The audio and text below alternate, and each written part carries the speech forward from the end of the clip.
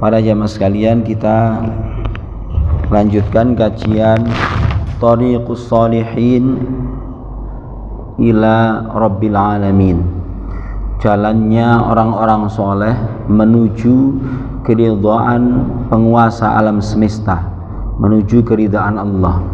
Babnya judulnya adalah Fadlun nafaqati alal abna'i waz zaujah, keutamaan memberi nafkah kepada anak dan istri. Nomor 1, al-infaqu fi sabilillah sababun min asbabil ghina. Memberikan nafkah kepada anak istri itu dipandang nafkah di jalan Allah, yang merupakan sebab di antara sebab jalan menuju surga. Nomor 2, al-infaqu alal ahli wal aulad biniyati taqarrubihim ilallahi ta'ala yahsibu lil abdi shadaqat. Memberikan nafkah kepada anak istri dengan niat taqarrub kepada Allah itu terhitung sebagai sedekah seseorang. Nabi bersabda, riwayat Abi Mas'ud, idza anfaqar rajulu ala ahlihi yahtasibuha fahuwa lahu shadaqah. Apabila seorang laki-laki memberikan nafkah tulus dan berharap pahala dari Allah, maka itu terhitung sebagai sedekah dia. Nomor 3, al-infaqu ala nafsi biniyati ta'affuf wa taqwa alal ibadah shadaqah. Memberikan nafkah untuk keperluan diri sendiri dengan niat untuk menjaga kehormatan diri dan bertakwa untuk kekuatan ibadah, maka itu adalah sedekah.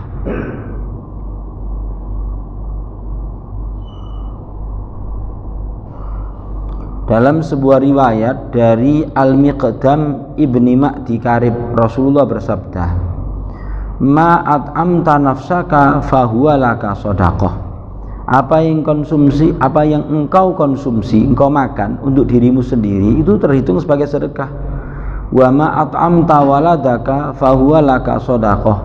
Yang dimakan oleh anakmu itu sedekah. Wa ma at'amta zaujaka fahuwa laka shadaqah. Apa yang dimakan oleh istrimu itu sebagai sedekah. Wa ma at'amta khadimaka fahuwa laka shadaqah. Dan apa yang dimakan oleh pembantumu itu juga terhitung sebagai sedekah. Riwayat Imam Ahmad. Kemudian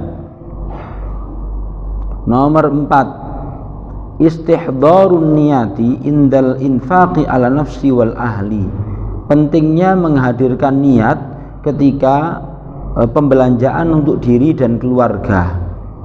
Dari sahabat Sa'ad bin Abi Waqqas radhiyallahu ta'ala anhu, sesungguhnya Nabi sallallahu alaihi wasallam bersabda, innaka lan tunfiqa nafaqatan tabtaghi biha wajhallah illa ujirta 'alaiha.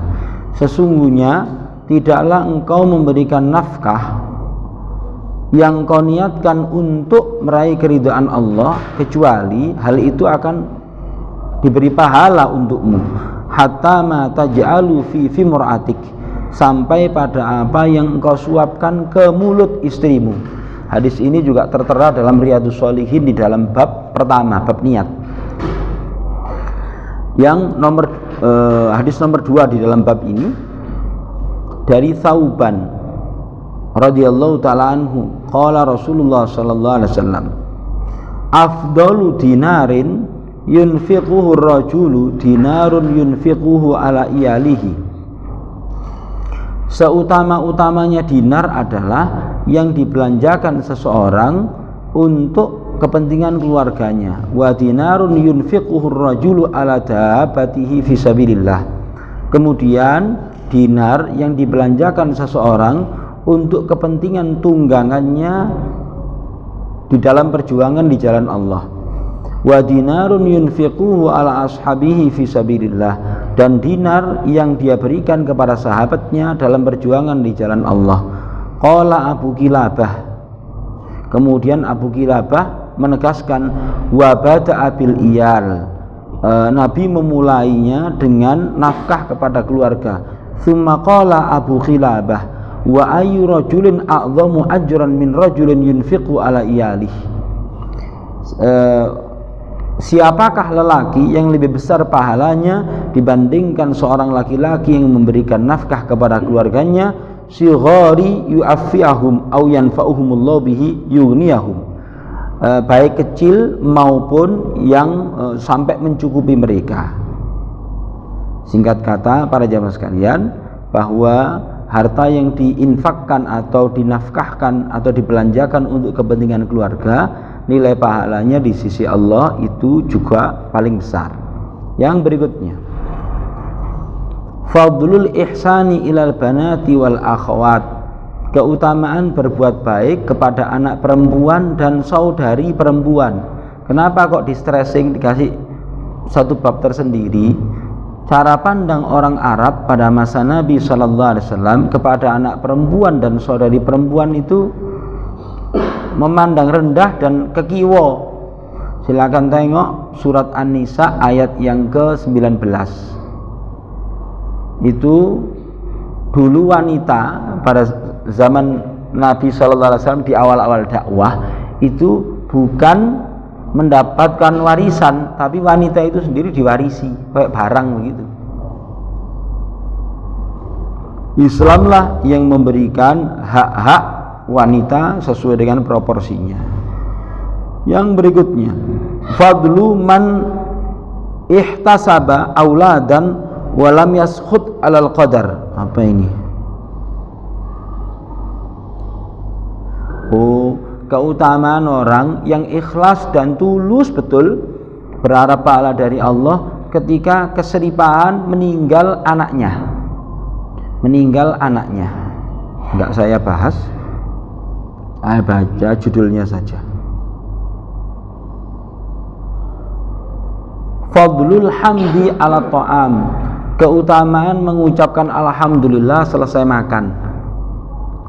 Nomor 1, alhamdu ala ta'am wa syarab yurdi anka al-wahhab, mengucapkan alhamdulillah selesai makan dan minum itu mendatangkan keridhaan Sang Maha Pemberi. Hadisnya begini dari sahabat Anas bin Malik radhiyallahu taala anhu, Nabi sallallahu alaihi wasallam bersabda, innallaha la yardha 'anil abdi, sungguh Allah betul-betul senang kepada seorang hamba, ayyakulal akalata fayahmadahu alaiha, dia makan makanan kemudian dia memuji Allah atas makanan itu, wa yashrabus syarbata, dan dia minum satu minuman, fayahmadahu alaiha, kemudian dia memuji Allah. Allah itu senang pada orang begitu. Nomor 2, adamu tarkil luqmah as-saqitah lisyaitan li'annahu qad takunu fihal barakah, tidak meninggalkan makanan yang tercecer untuk setan, karena boleh jadi itu adalah yang berkah. Bapak Ibu dilihat dulu jenis makanannya ya, dan jatuh kemana. Nah, orang Arab rata-rata makanannya kering. Sahabat Jabir bilang begini, Rasulullah bersabda, idza waqa'at luqmatu ahadukum falyakhudha, apabila makanan salah seorang di antara kalian jatuh, hendaknya diambil. Fal yumit maka nabiha min adza, hendaknya dia bersihkan kotorannya. Wal yakulha, terus dia makan. Wala yada'ha lisyaitan, jangan dibiarkan untuk setan, karena Anda tidak tahu makanan yang mana yang berkah. Mungkin yang jatuh kurma iso dirijiki, mungkin sing jatuh gedang goreng roto di Palesterani masjid ya bisa lah disentik-sentik terus didahar, tidak apa-apa gitu. Bubur jari ini kan kurang penggawaian gitu nanti. Nomor 3, adamul akli min wasti sahfah ibtigha'al barakah, tidak makan langsung dari tengah-tengah nampan, tidak makan dari langsung tengah-tengah nampan, tapi dari pinggirnya. Kenapa? Barokah itu turun dari tengah, maka mulailah dari yang pinggir. Begitu hadisnya itu begitu. Fadlu tasmiyati ala ta'am, bab keutamaan membaca bismillah sebelum makan. Tarku tasmiyah ala ta'am sababun min asbabi naz'il barakah. Meninggalkan membaca bismillah itu menjadi sebab tercabutnya keberkahan. Nomor 2, meninggalkan membaca bismillah itu mengundang keikutsertaan setan di dalam proses makan kita, mengundang keikutsertaan setan pada saat kita makan. Kata Imam Nawawi, kenapa sih dongone buka poso iki kok ana tiga insyaallah barang? Kan dongone buka poso lak ngenten nah. Zahabadz dhama'u wa batallatil 'uruqu wa thabatal ajru insyaallah. Telah hilang dahaga, telah basah kerongkongan, telah ditetapkan pahala. Kok ana insyaallah nih barang iki? Napa nih? Di dalam kitab Al-Adhkar, penulis Riyadhus Shalihin bilang itu tabarrukan supaya mendatangkan keberkahan. Begitu. Jadi disebutnya nama Allah di dalam setiap pekerjaan itu menyebabkan datangnya keberkahan. Kitabul Qadha, kitab menerangkan tentang peradilan. Fadlul adli fil qadha, keutamaan bersikap adil dalam memberi keputusan. Allah berfirman, innallaha ya'murukum bil adli wal ihsan wa ita'i dzil qurba wa yanha 'anil fakhsya'i wal munkari wal baghi ya'idzukum la'allakum tadhakkarun. Biasane lek jenengan Jumatan di kampung-kampung di desa-desa, penutup khutbah mesti ngono. Itu mulai dilembagakan, dibiasakan oleh Umar bin Abdul Aziz supaya berhenti orang-orang yang mengagungkan sahabat Ali mencaci maki sahabat Muawiyah dalam khutbah Jumat. Sing mengagungkan sahabat Muawiyah mencela sahabat Ali di khutbah Jumat. Maka Umar bin Abdul Aziz lah yang menghentikan kebiasaan itu dan menutup khutbah Jumat dengan surat itu.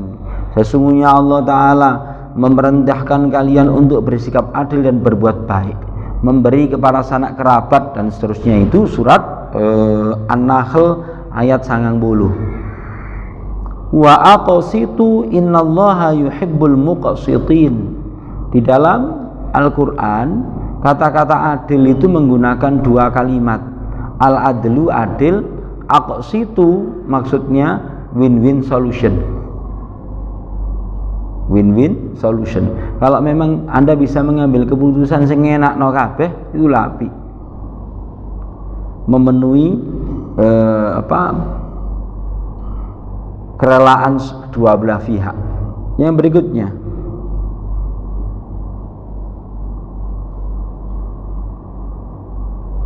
ar-rifqu bir-ra'iyah sababu rahmatillahi lil 'abdi.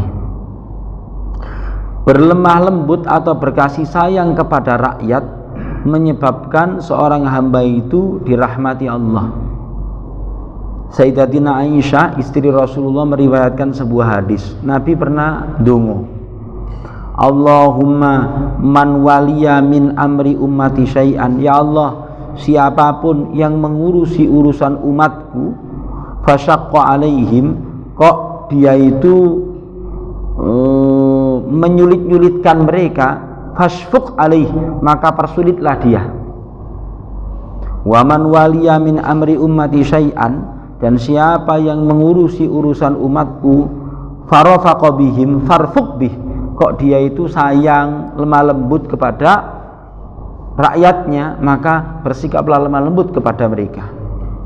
Nomor 3, al-adlu sababun min asbabi khusulil zilli yaumal harril akbar. Bersikap adil itu menjadi sebab seseorang mendapatkan naungan Allah pada hari ketika panas yang dahsyat. Bahkan niku nomor 1 niku para jamaah sekalian. Ono hadis terkenal niku. Biasanya kayak khutbah Jumat. Sab'atun yudhilluhumullah yauma la dhilla illa dhilluh. 7 kelompok manusia yang bakal dinaungi oleh Allah pada hari tidak ada naungan kecuali naungan Dia. Nomor 1 iku al-imamul adil, pemimpin sing adil. Berikutnya itu biasa kita. Nomor 2, seorang yang tumbuh di dalam ketaatan, di jalan ketaatan, orang yang hatinya terpaut dengan masjid, orang yang mencintai karena Allah, orang yang menolak ketika diajak berbuat tidak benar sama wanita yang memiliki kecantikan dan bernasab tinggi, orang yang bersedekah dengan tangan kanannya, tangan kirinya tidak tahu, orang yang berzikir kepada Allah dalam kesendirian, kemudian dia menangis karena ketakutnya kepada Allah. Nomor 4, al-adilu ala manabirin min nur. Orang-orang yang adil itu nanti akan berada di mimbar-mimbar cahaya. Ketika keputusan-keputusan diberikan kepada makhluk, maka orang ini dikasih tribun sendiri. Nomor 5, ghasyur ra'iyah sababul hirmani minal jannah. Menipu rakyat itu menjadi sebab seseorang terhalang dari surga. Menipu rakyat.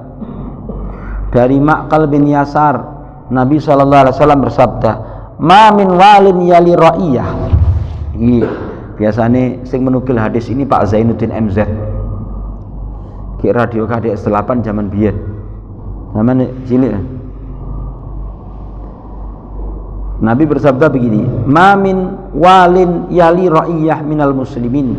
Tidak ada satu penguasa yang mengurusi rakyat umat Islam, rakyat muslim, fayamutu wa ghasyun, pada hari kematiannya itu dalam keadaan dia menipu rakyatnya, illa haramallahu alaihil jannah, kecuali Allah haramkan dia untuk masuk surga. Jadi penguasa niku lek dadi penguasa niku lek katene nglakoni apik iku modale mek tanda tangan tok seret dan dampaknya wakeh. Tapi lek berbuat jahat yo ngakali nek tanda tangan tok ya ping-pingan gitu. Fadlur rahma bil khalqi, bab menyayangi makhluk, sayang nang makhluk. Nomor 1, ar-rahmatu min sifatil mu'minin. Memiliki sifat kasih sayang itu sifatnya wong mukmin. Sifatnya pengikuti Nabi Muhammad SAW. Silakan tengok penutup surat Al-Fath, surat nomor 48 ayat terakhir. Lek hadis yang terpampang di baliho itu, irhamu man fis sama yarhamkum man irhamu man fil ard yarhamkum man fis sama. Sayangilah yang di bumi, niscaya yang di langit hanya akan menyayangi sampean. Yang berikutnya nomor 2, ar-rahmatu bil hayawan sababun min asbabil maghfirah. Menyayangi hewan itu diantara sebab datangnya ampunan. Itu ceritanya ngani loh, ceritanya seseorang yang turun karena kehausan ke dalam sumur, ambil air terus dia minum. Ketika keluar dia melihat anjing, dia turun lagi, kemudian ambil air, memberi minum anjing itu. Hadisnya itu ditutup dengan kalimat begini, fasyakarolahu fa'adkhalahul jannah. Ini gue diterjemahkan unik. Gusti Allah matur suwun nang wong iku, mensyukuri apa yang dia lakukan. Mensyukuri itu apa sih? Membalas yang lebih daripada apa yang dia lakukan. Itu mensyukuri. Oke? Allah mensyukuri apa yang dia lakukan kepada anjing itu, maka Allah memasukkan dia ke surga. Para jemaah sekalian, itu menyayangi hewan. Lek duwe ingon-ingon, hati-hati panjenengan. Jok lali, pemene mudik. Mbok nganu, hewannya suruh ngamalno poso Ramadan gentenan, poso Syawal. Nah, ya dipeseni lah. Fadlul amru bil ma'rufi wan nahyu 'anil munkar. Keutamaan amar ma'ruf nahi mungkar. Garansi bahwa orang yang amar ma'ruf nahi mungkar itu adalah sebaik-baiknya umat ini. Kemudian yang kedua, menjadi orang yang potensial bahagia. Bahagia. Kenapa? Sing senengane ngejak api itu potensi kuburan iso pensiun. Oleh pahala pensiunan. Karena Nabi bersabda, adalu alal khair kafailihi. Wong sing senengane memberikan arahan ngajak api itu mendapatkan pahala seperti orang yang melakukannya. Adalu alal khair kafailihi. Terus Nabi Muhammad SAW itu di dalam surat Al-Qalam dikasih kalimat begini, wa innalaka la ajran ghaira mamnun, dan sungguh bagi sampean Nabi Muhammad ono pahala sing ra putus-putus. Kenapa? Pada setiap kebaikan dilakukan oleh umat beliau, maka beliau SAW punya kontribusi. Dan sing sik duwe anak cilik-cilik niki pernah nguruki anake sik cilik Al-Fatihah. Terus anake rajin salat sampai umur 90 tahun anake. Al-Fatihah menungso muslim lak gak iso ngeles, Pak. Lah gitu toh. Cuman sayang rata-rata Al-Fatihah arek cilik-cilik iku hasil outsourcing ke TPQ. Jadi kudu bapake. Itu para jemaah sekalian. Ya enggak apa-apa. Kan Ustaz menyarankan untuk datang ke ngaji. Iso ae. Wong kadar mek nguruki Fatihah. Fadlu man satara aurata musliman. Keutamaan menutupi aib dulur muslim. Menutupi aib dulur muslim, ibu-ibu. Lek ne omong-omongan hati-hati nggih, terutama lek pas pertemuan keluarga, acara halal bihalal karo reunian. Dawa urusane iku. Engko pahala poso karo pahala sedekah iku entek kabeh salah-salah dik acara reunian itu. Ya. Hati-hati nih, mudal-mudal aibe wong. Wa Nabi Hurairah radhiyallahu ta'ala anhu anin Nabi sallallahu alaihi wasallam qala la yasturu abdun abdan fid dunya illa satarahullahu yaumal qiyamah. Tidaklah seorang itu menutupi aib seseorang yang lain yang memang layak untuk ditutupi para jemaah sekalian, kecuali Allah akan menutupi aibnya pada hari kiamat. Hadis terkait hal itu banyak banget. Yang berikutnya, fadlu man hafadha farjahu khaufan minallahi ta'ala. Bab keutamaan orang yang menjaga kemaluannya karena rasa takutnya kepada Allah. Artinya menyalurkannya ke saluran yang diridhoi oleh Allah Ta'ala, yang diperbolehkan oleh Allah Ta'ala. Gitu para jamaah sekalian. Ini ayatnya banyak banget. Surat Al-Mu'minun ayat 1 sampai 11. Surat An-Nisa ayat 31. Surat An-Nur 30 dan 31. Hadisnya mawon. An Sahal ibni Sa'ad radhiyallahu ta'ala anhu an Rasulillah sallallahu alaihi wasallam qala man yatman li ma baina lahyaini wa ma baina rijlain atman lahul jannah. Siapa yang menjamin janji nang aku menjaga apa yang diantara dua tulang ini, apa nih? Tulang rahangnya ini, maksudnya lambe, dan menjaga yang antara dua kakinya, maka aku menjamin untuk dia surga. Wah, penting nih zaman ini, terutama sing fase-fase setrume gede, mulai umur 17 mendukur sampai ngisore 50. Kayak nomor mawon, ngisore 50. Ini jelas. Nek ndukure 50 sik pancet dendeng ae, salah satu yang paling dibenci oleh Allah Ta'ala itu 3. Pemimpin sing zalim, wong melarat sing sombong, sing nomor 3 iki syaikhu zanin, salah wis tuwek senengane zina. Lek iso dikeki takkid penegasan, lek ngomong tuwek senengane zina, syaikhu zanin. Bahasa hadis Rasulullah ini. Syaikhu zanin wa ailun mustakbir, kemudian imamun jair. Jadi pemimpin sing zalim, terus wong tuwek sing zina, wong miskin sing sombong. Kemudian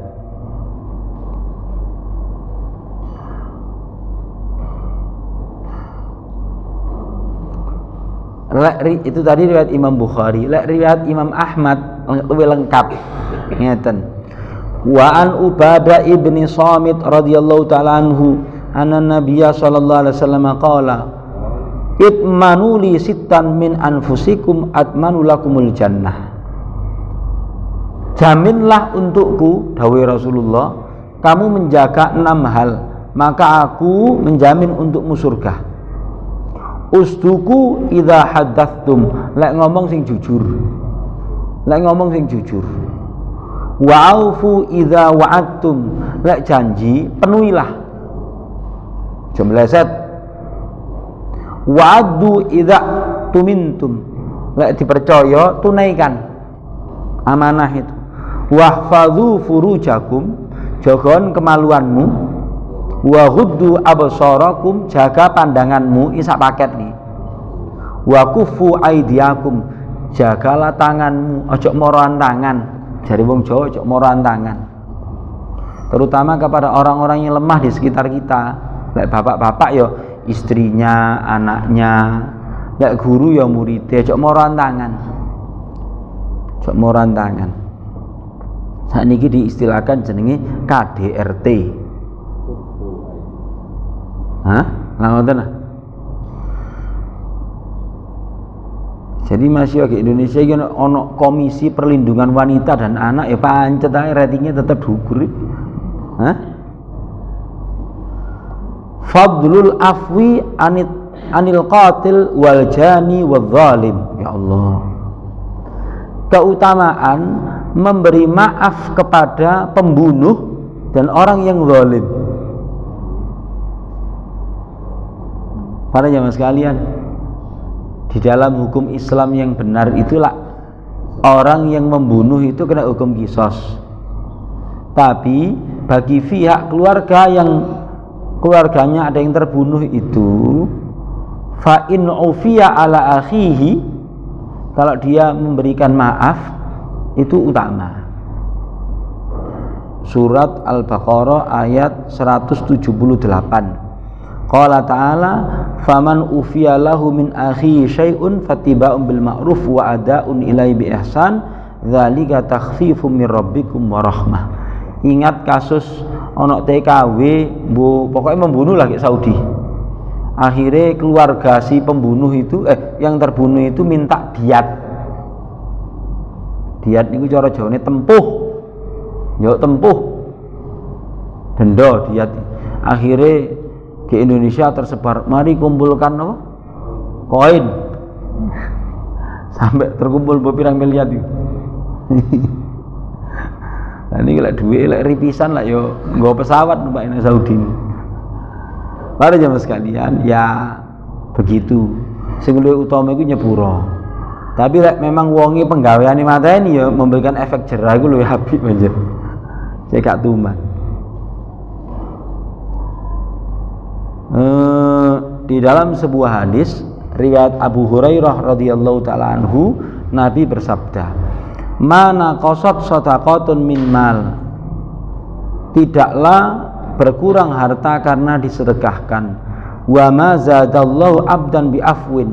Tidaklah Allah menambah kepada seorang yang pemaaf illa izzan, kecuali kemuliaan. Wa ma tawaddo'a ahadun lillah illa rafa'ahullah. Dan tidaklah seseorang itu merendahkan diri karena Allah kecuali Allah akan meninggikannya. Para jamaah sekalian, contohnya nyepuro niku ya napa?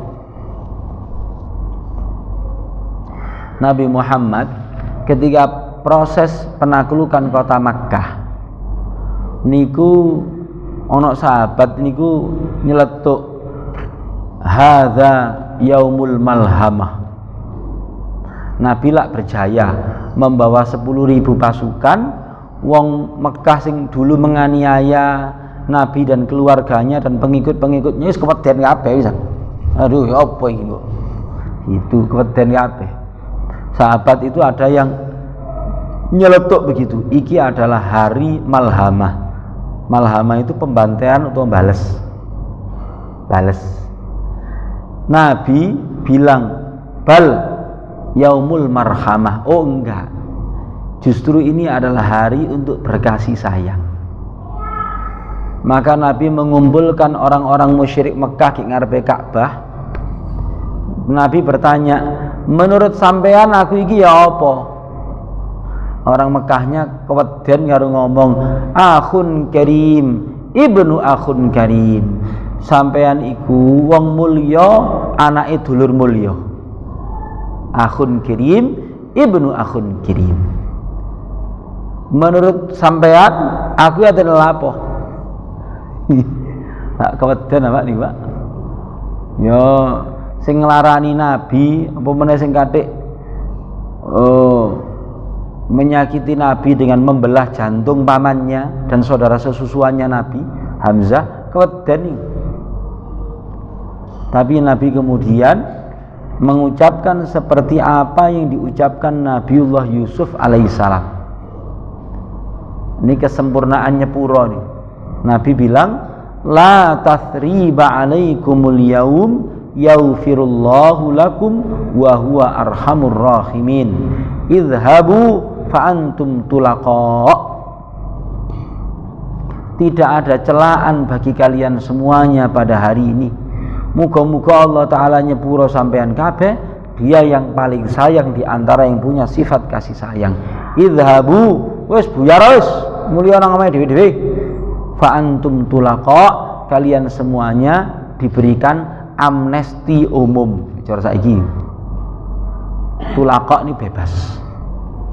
Jadi mampu membalas tapi lebih memilih memaafkan, itulah yang dimaksud. Ngoten. Kitabul birri wasillah, kitab menerangkan tentang berbuat baik dan nyambung peseduluran. Saniki napa benjing? Sesuai dhuwure 12 menit.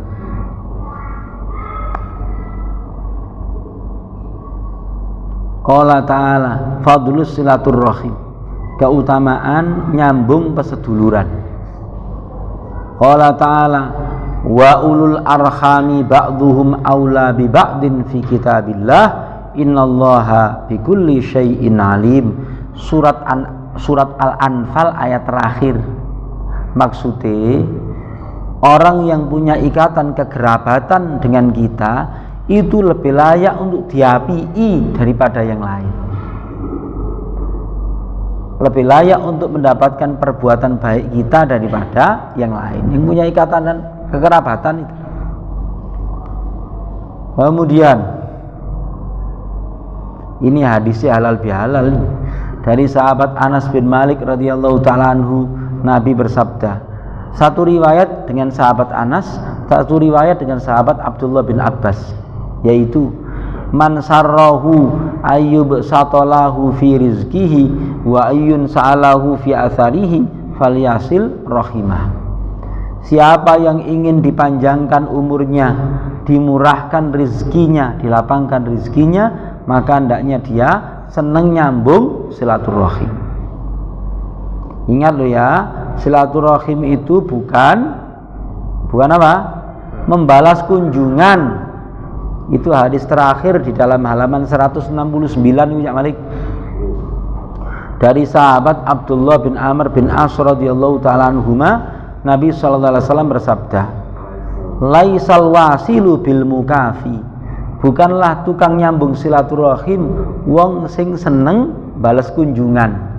Sungkan rek bolak-balik Pak Adi nang omah kene gak tau nang ngono rek. Duh, Ini jenenge balas kunjungan. Bukan itu tukang nyambung silaturahim. Walakinnal wasil, tukang sambung silaturahim adalah alladzi idza quti'at rahimuhu wa salaha.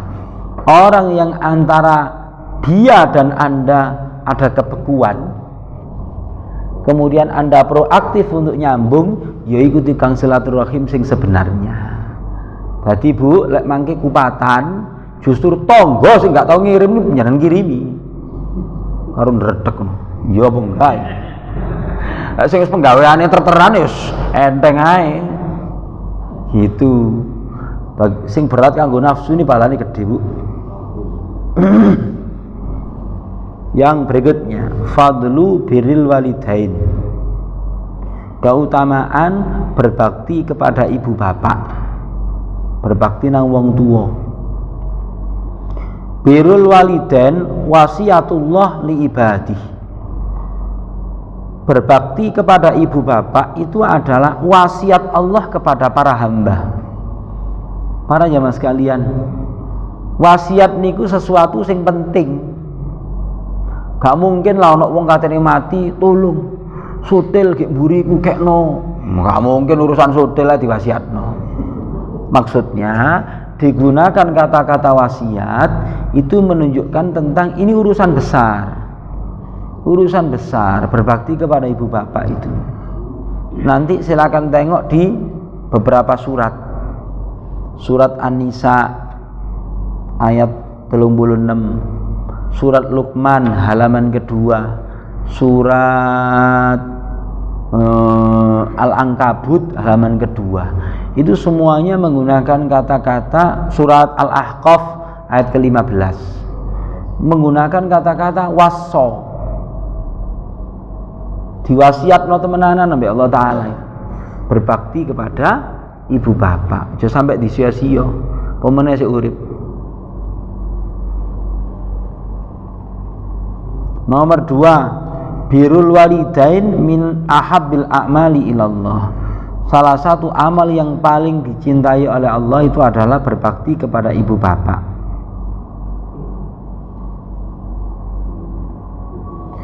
Nomor 3, birrul walidain, berbakti kepada ibu bapak itu salah satu amal yang bisa digunakan untuk tawasul. Ingat 3 orang yang terjebak di dalam goa. Nomor 1 wong sing berbakti kepada ibu bapaknya.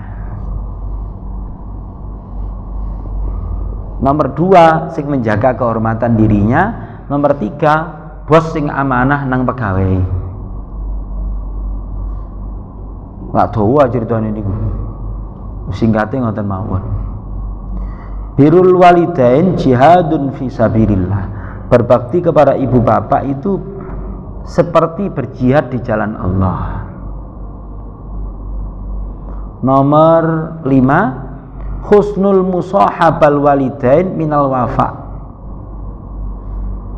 Bagus di dalam berinteraksi dengan ibu bapak minal wafa.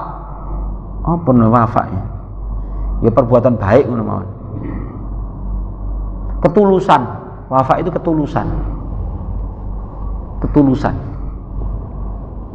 Terutama lek wong tua sepuh niku lho. Ana wong tuane lara niku digawe guyonan ya ono. Lha lucune bapak kula. Ngono. Iki lak kudu Pak. Ya memang wong tua lak arek cilik ya. Kadang kalah. Penjalukane aneh-aneh koyo kene cilik biyen. Dijak nang pasar nduting kabeh. Nomor 6, wujudu walidaika ala dhahri dunya fursatun lidukhulil jannah. Keberadaan ibu bapak di dunia itu salah satu gerbang surga. Itu bahasane sing paling gampang ngoten. Wujude bapak ibu di dunia iki itu gerbang surga. Lah kadang-kala gerbang lek pas ono disia-sia, lek gak ono ditangisi. Malam riyo ditangisi.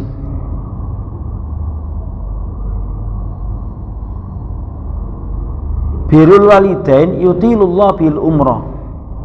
Berbakti kepada ibu bapak itu resep panjang umur. resep panjang umur. Salah satu resep panjang umur.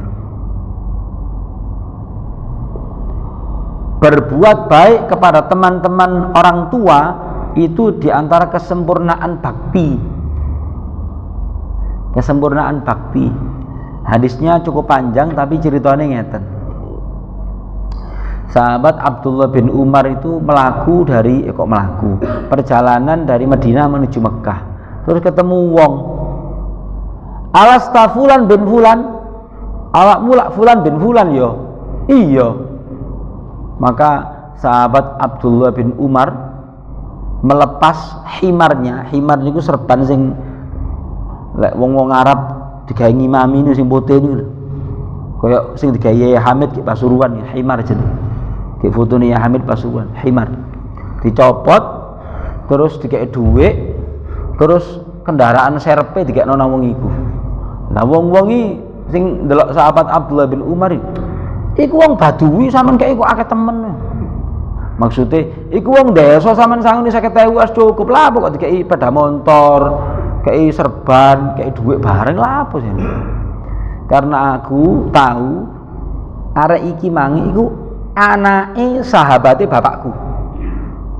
Dan aku pernah mendengar Rasulullah bersabda, ini hadis sahih, inna abarrol birri ayyasilar rajulu ahla wuddi abihi.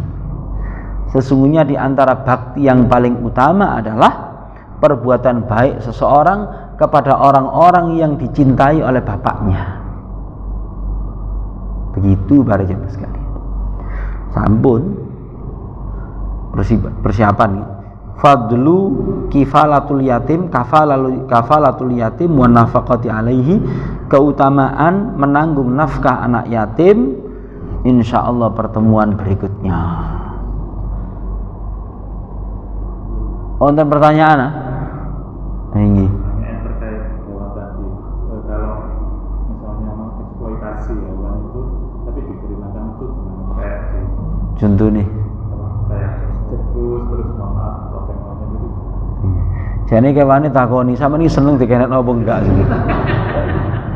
Ngoten. Kadangkala hewan itu kalau sudah dikondisikan kayak sirkus kuno, dilepas di dunia nyata gak iso urip ya ono. Wis kadung kepenakan. Begitu. Nah itu kan kita perlu survei dulu kepada hewan itu. Wis intine iku mek ngene tok lho. Pokoke lek sampean duwe ingon-ingon aja disia-sia, sing intine ngono tok pisan. Ya, Indonesia iki ono bonbin, tapi bonbine disia-sia sampai mangan plastik barang. Kan begitu kan tempo hari ya. Pemene kebun binatang ke Ukraina kono. Saken sak niki. Sekarang sing ngurus. Di Indonesia kan pernah kebun binatang iki gak kereken. Dulu tapi saiki wis kopen meneh. Kopen meneh. Sampeyan wis tau ning kebun binatang kok enggak? Jadi ono wong apa jenenge wong Jawa Timur gurung tau nang bonbin ono. Terakhir waktu SD. Ya pokoknya intinya lek ingon-ingon itu di kayak makmum. Ampun. Subhanakallahumma wa bihamdika asyhadu an la ilaha illa anta astaghfiruka wa atubu ilaik.